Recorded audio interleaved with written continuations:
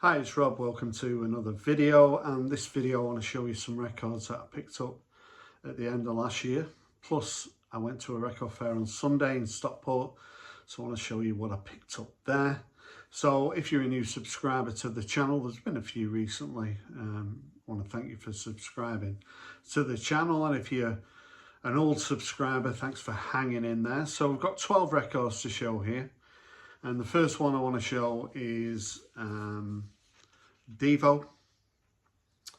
and this compilation that came out I think it was middle of last year. So I think Devo have done their farewell tour now. I remember David Atkinson, really good channel in the vinyl community, he said that he went to see Devo, I think it was 1979, so I was pretty envious about that. But Devo are a band that, you know, it's only the last 3 to 4 years that I've started to get into Devo, and now they'd definitely be in my top 10 American bands.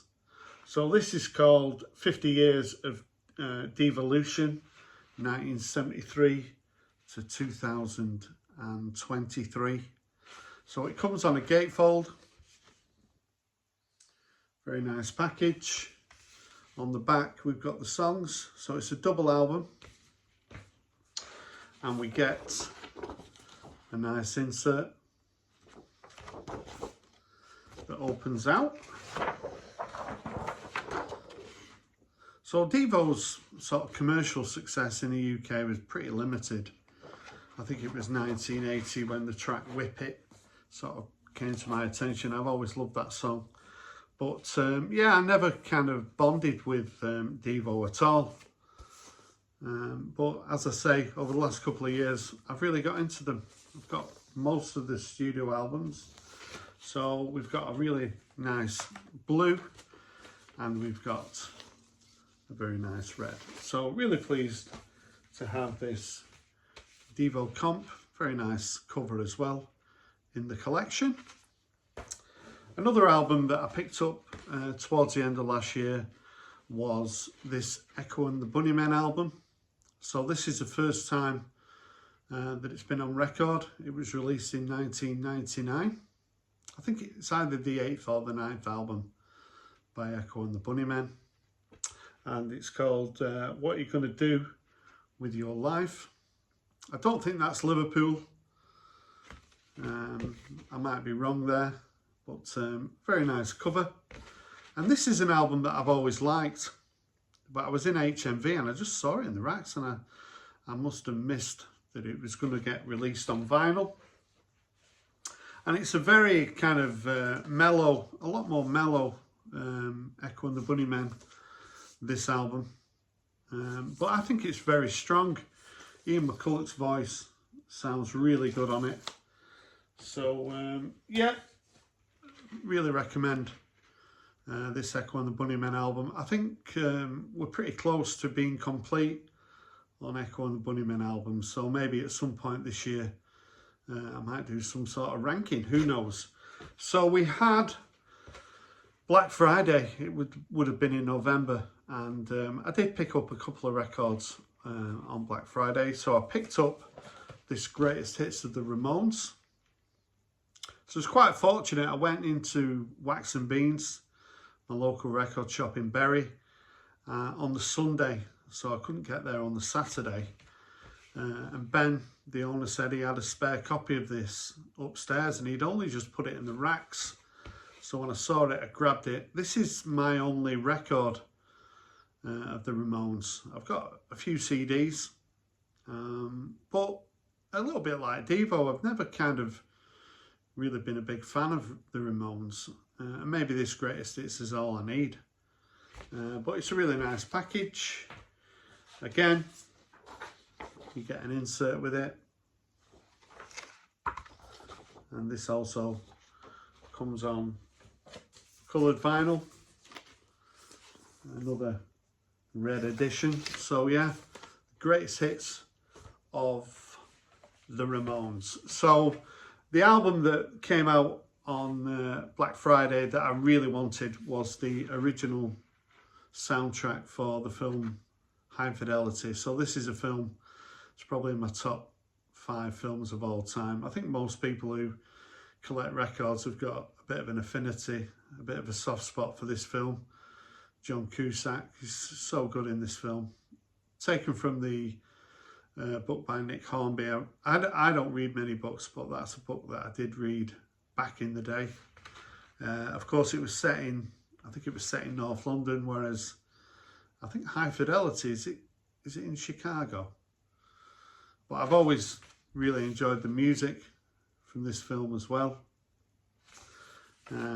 So we've got Love on here, Bob Dylan, the Beta Band, the Kinks, 13 Floor Elevators, Elvis Costello, Stereo Lab, and many more. And this comes on a gatefold, so it gives you some nice photos of the cast. Unfortunately, these just come on, they are in polyline sleeves, but it would have been nice to have some sort of nice pictures on the inner sleeves, but it wasn't to be. Two blue records, so yeah, really pleased to have the original soundtrack for High Fidelity in the collection. So I've got a few bits and pieces here before I show you records that I picked up in Stockport. So I picked up from a charity shop this compilation K-Tel, and I've never seen this before. I don't recall. It's called The Main Event, and this is a really good K-Tel comp. We go through the artists. We've got Rat Trap by the Boomtown Rats, Hanging on a Telephone, Banana Splits, No More Heroes, King Rocker, Radio, Roadrunner, Cool for Cats, Always Touched by My Presence Dear, Take Me, I'm Yours, Because the Night, American Squirm, that's Nick Lowe, Your Generation, Ever Fallen in Love With, Mary of the Four Form, and Offshore Banking Business by the Members. So I did pay up for this a little bit because I've never seen it before. It's in really nice condition. I paid £7 for this, but I kind of know my K-Tel albums, and I don't recall this one. I think going off those tracks, it must be from 1978, but yeah, please have that in the collection. And we have a record fair the first Saturday of every month in a hotel, really probably the worst hotel in Manchester, called Sasha's. So there's a record fair there on the first Saturday of every month, and I go down occasionally. So I was down there maybe early December, and I picked up this Wedding Present album. So this is Mark Riley Sessions Volume 4. So Mark Riley, a DJ on Radio 6, and this was recorded in 2016-17, and it was released in 2020. So I've been listening to a lot, picking up quite a bit of Wedding Present over the last couple of years. So when I saw this, it was £14. Please add it to the collection, and it also came with a CD. And on the subject of CDs, my local charity shop is now doing 6 CDs for £1. So I was in there last week, and I've picked up quite a few, so I'll be showing them on my next video. It's absolutely crazy, 6 CDs for £1, but yeah, that'll be going in the car. And yeah, there's 9 tracks on here, so a really nice pickup by the Wedding Present. Now, I was at the Stockport Record Fair on Sunday, and I bumped into a few familiar faces. Miles, who comments on my channel, was there. A couple of guys called Dave introduced themselves.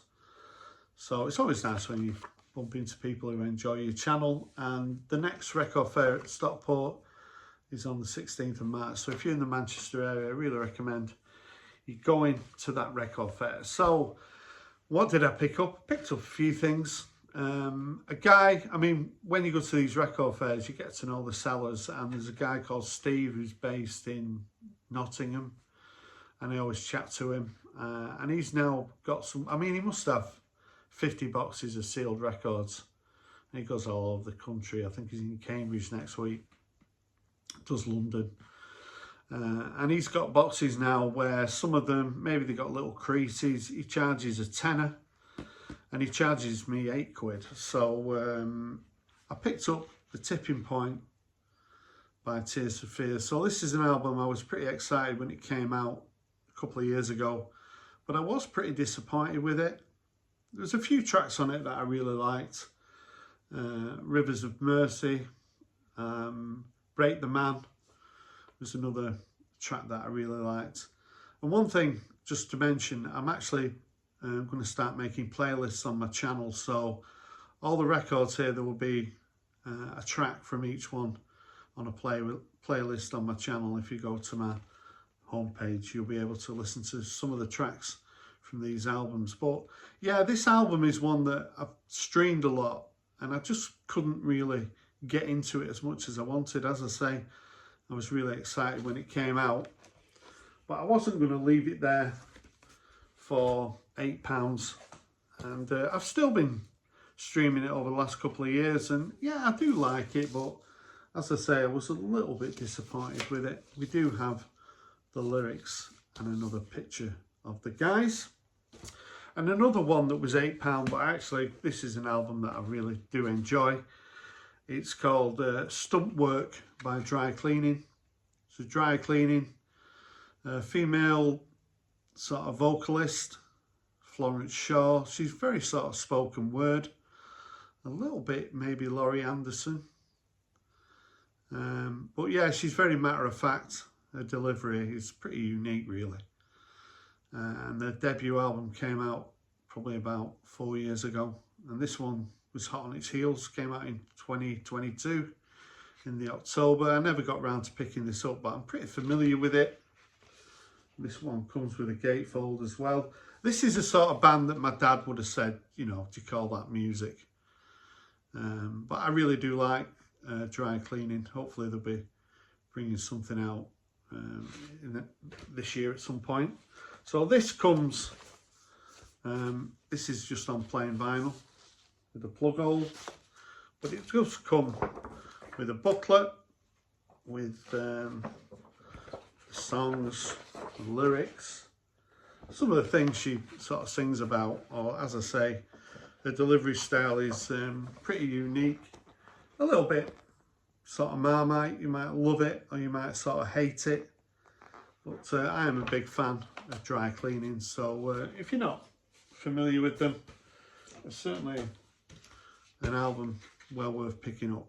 So yeah, it's got a bit of a strange title, Stump Work, but yeah, it's on 4AD as well, so that's a record label that is highly recommended.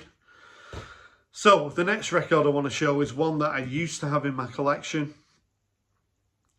It came out in, I think, 1988. So when I came back from Ibiza, I've been on holiday. I can remember getting home and going in Littlewoods. If you remember Littlewoods in the UK, in Oldham, we used to have a record section.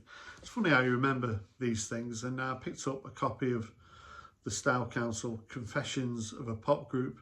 My original copy, I don't know where it is, but I've been after a copy of this and not been able to find one. So I saw this at the record fair in Stockport. It was £20. I said, what's your best price? So let me have it for 18. So this album, sort of retrospectively, is coming through quite a lot of praise. At the time, it was kind of thought of as being sort of the end of the Style Council. It was the fourth album. And commercially it was a bit of a flop. The first side's very sort of piano driven. There's some vocals by DC Lee as well as Paul. Totally unrecognisable. If you think it was only sort of 10 years earlier he was doing All Mod Cons, and then he was bringing this album out. Second side's got a bit more of a groove to it. Always like the track Confessions of a Pop Group. How She Threw It All Away. It's a pretty strong album. As I say, a lot of people have even said this is the best Style Council album, so I wanted it in my collection. It does come with an insert, and there's the record, and it also has this little booklet as well. So Paul was sort of short grey hair. He did look pretty cool at this point. I do have lyrics as well. So eventually it's back in my collection from 1988. Confessions of a Pop Group by the Style Council. Also at the Stockport Record Fair, there's a guy whose records always look a little bit dishevelled. I don't tend to look at his records, but on Sunday I had a look through them, and I picked a couple up. So I picked up Pink Floyd, and this album is Atom Heart Mother from 1970. So it's an album I'm pretty familiar with. I do have quite a lot of Pink Floyd albums now, but this is one that I didn't have, and it was £16. Didn't think that was a bad price, and it's in pretty good condition. So I decided to add this to my collection. And then this is a record again that I used to have in my collection, but it just these records, they just go missing. I think I've been divorced, so I think my ex-wife's got a fair few of my records, and she also liked the Dream Academy. So this is the second album by the Dream Academy called Remembrance Day, and it's a cutout. So I really did like the Dream Academy. This came out in '87. The debut album came out in '85.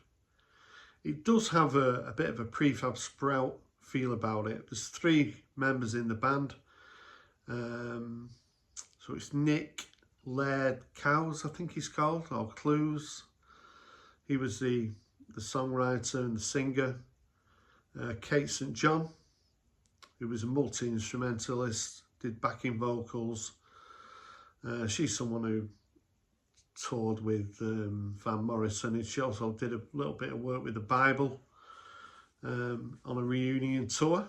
So, and also Gilbert Gabriel, who was the 3rd member. Really sort of talented sort of composers and musicians were in this band. As I say, there's a little bit of a Prefab Sprout feel about them. Commercially not very successful though. And this is an album I've been after for ages, but I've just not been able to find a copy of it. So when I saw it on Sunday, I grabbed it straight away. It was £12. Indian Summer is the lead-off track. That's gorgeous. I'll put that on the playlist. But yeah, obviously nowhere near as successful as Prefab Sprout, and not as good as Prefab Sprout, but certainly a little bit of a vibe, pretty lush. Nice album. Pleased to have it back in the collection. It does have a nice insert with the band there, with the lyrics, and that's what the record looks like. And finally, I wanted to show this record was a real nice find.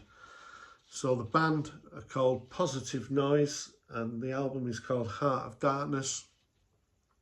This came out in 1981. So I've never seen a copy of this record. This was a £5, and this is a little bit of a, I guess you'd call it post-punk gem. So Positive Noise kind of changed their sound pretty radically on the second album. A little bit more of a groove to the music. Keith Levine was recording in the adjacent studio, and he actually went in and played on the opening track on the album. So it says here.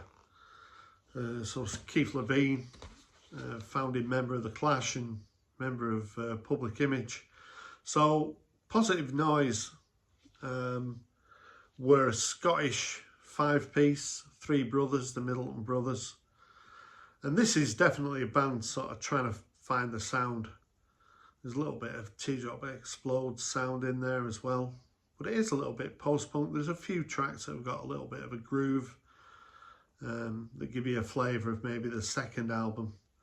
But yeah, this is a little bit of a gem. And for a £5 to find it in pretty good condition, it's not too bad. There's the inner sleeve. And that's what the record looks like. So this was a nice little find. A record that, you know, I've never seen before and probably never see again.